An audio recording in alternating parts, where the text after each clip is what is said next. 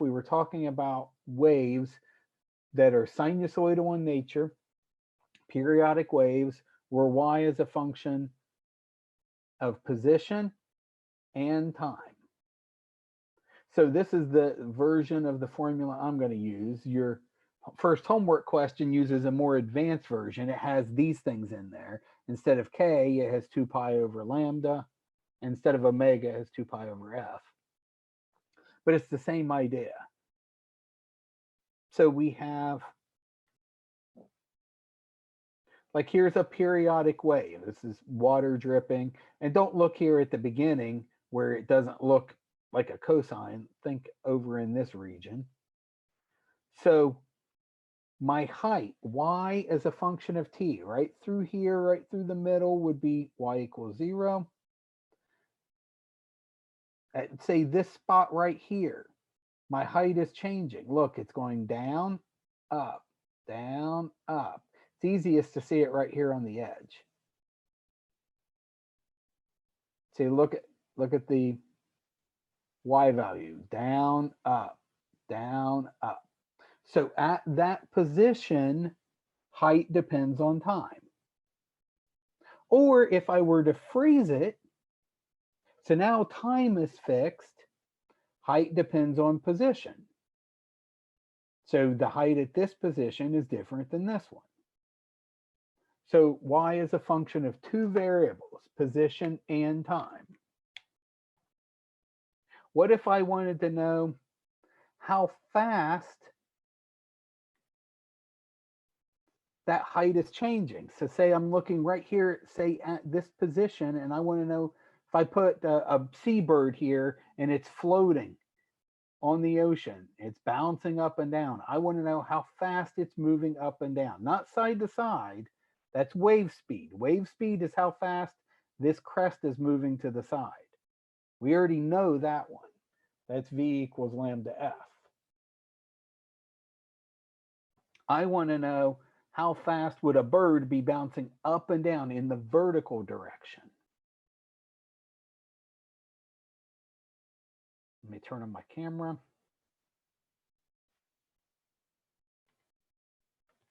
So that's wave speed, v equals lambda f. And we know y as a function of x and t is a cosine kx minus omega t.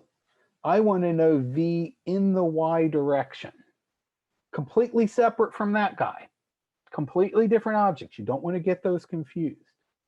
Well, this is a rate of change. I mean, think about just regular old position. Velocity is, how's that related to position? It's the derivative. But I've got a function of 2 variables here. So I need to take the derivative with respect to one variable. That's a partial derivative. So this will be the partial of y with respect to time. So you guys may not have seen much with partial derivatives before. That means we're going to take the derivative of this guy with respect to t and treat x as a constant. So x is just a number.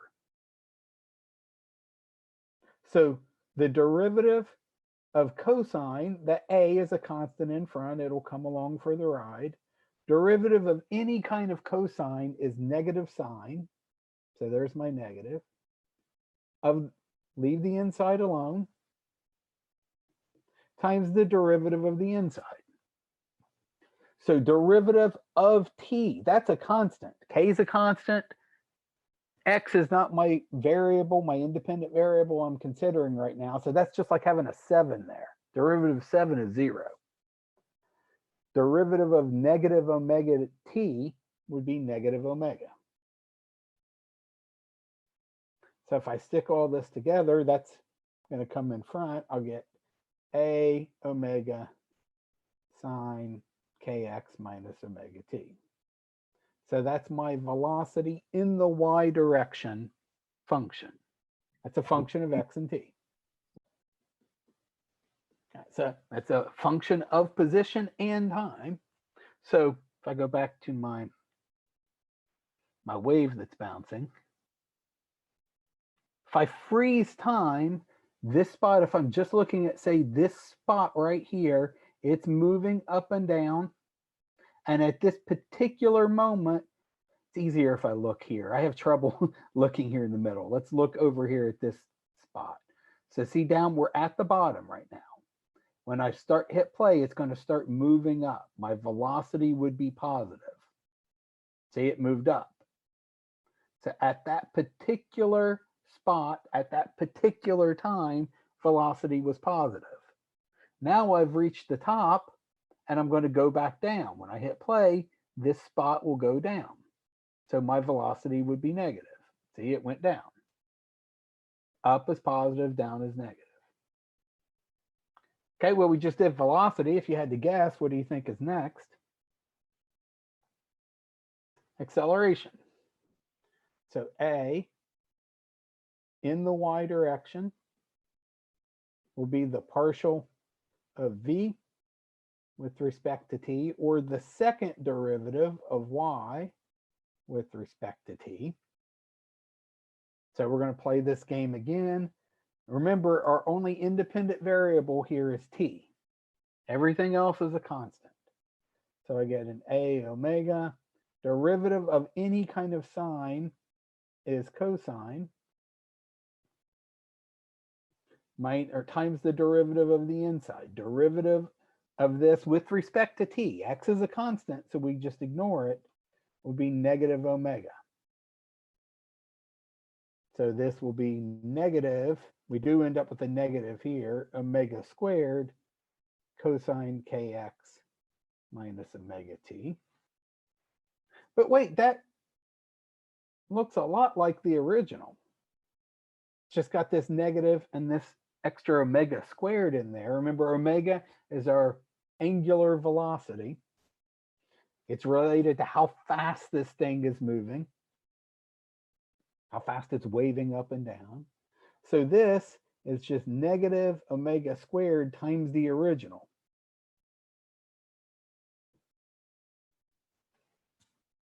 So a couple of things to point out here.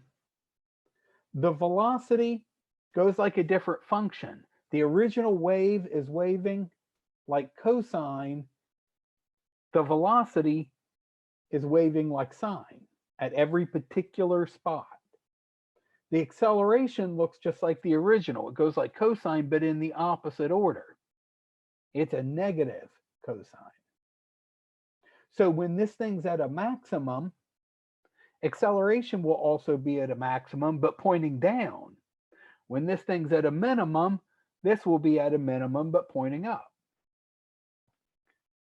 Okay, so we could graph all this out together.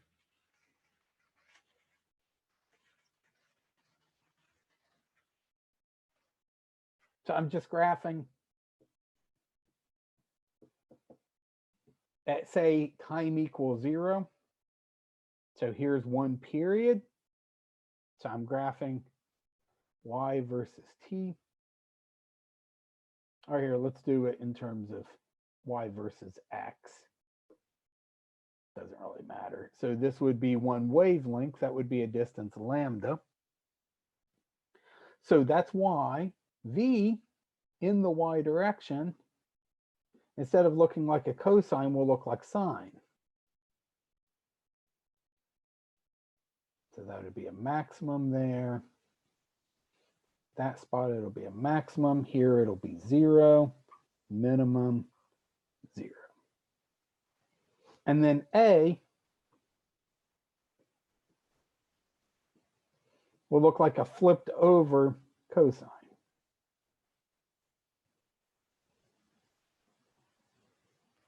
So some interesting things when you're at a crest, your velocity at that spot is 0. Your instantaneous velocity is 0. And your acceleration, my graph was bad there, is negative. You're moving down. Because you've reached the top, now you're going to start moving down. When you're at your bottom, you've reached all the way down to the bottom, you're about to start moving up, so your acceleration will be positive, but that's an inflection, that's a critical point there. So that's a place where the derivative is 0, your velocity would be 0. When you reach back, a bird bouncing up and down, when it reaches back to sea level, so you're at just flat sea level, that's when you're moving the fastest.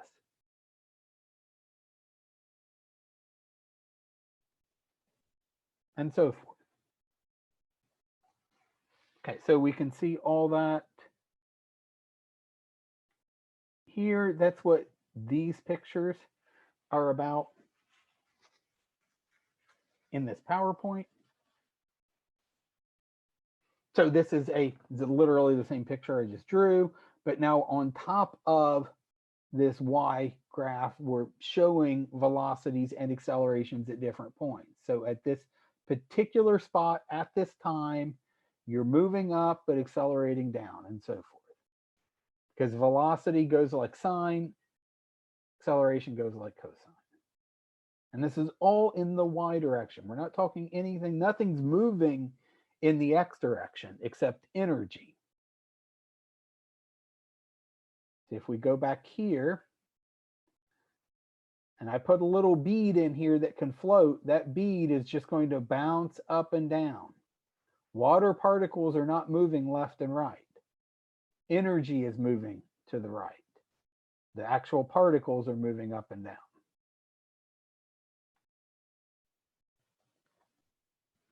Okay, now what determines the speed of a wave on like a string or like in a piece of metal? Or what determines the speed of sound in something that's stretched out? It goes like this. This is where V will come from. V equals the square root of F over mu. You're going to need this formula for a couple of problems in the homework and on the test. F here is the force that's being applied. It stands for force to that string, the tension in that string. And mu is the mass per unit length. So if you have, say, a guitar string, you would take the total mass divided by the length that's being bounced up and down. And that would be mass per unit length.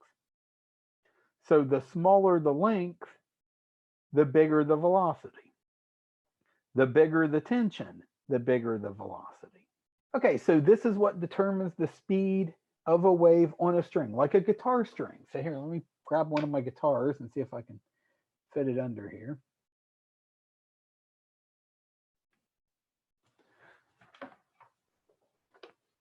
Oh, this might be too big. Okay, so these different strings have different sizes. This one's bigger than that one. This one has a higher mu, has a higher mass per unit length. So even though they have the same length total, this one has more mass. That's why it's a deeper sound. Remember, V equals lambda F. This is your key. If you're doing something with waves and you're not using V equals lambda F, you've probably done something wrong. Pitch is frequency. So F is V divided by lambda. Lambda is the length of a wave. So if I have my entire guitar string here and I bounce it like that, that is, here's one end of the guitar and the other. That's this string here waving up and down. That's not a complete cycle. Remember, we're talking about cosines here. Cosine will go up and then back down. That's half a wavelength. So the length of your guitar string is half of a wavelength. Or the wavelength is twice L. V depends on these two things. So the bigger strings would lower velocity, greater tension would raise velocity. So if I were to take my string here and tighten up my tuning here, I would increase the force. Oh my God, I'm going to break something. This is difficult. I would increase the tension, which would increase the velocity. If I increase the velocity, I would increase the frequency, which is the note we hear. Can you guys hear that when I pluck it? if I decrease the tension, I would be decreasing the capital F, the force. That would decrease the wave speed, which would decrease the pitch. What if I change the length? So what if instead of using the entire length, I fret a note, pitch goes up, pitch goes up, pitch goes up. F is going up because I'm making lambda smaller. If the bottom gets smaller, the fraction gets bigger. F here is measured in newtons. Mu is measured in kilograms per unit length, kilograms per meter.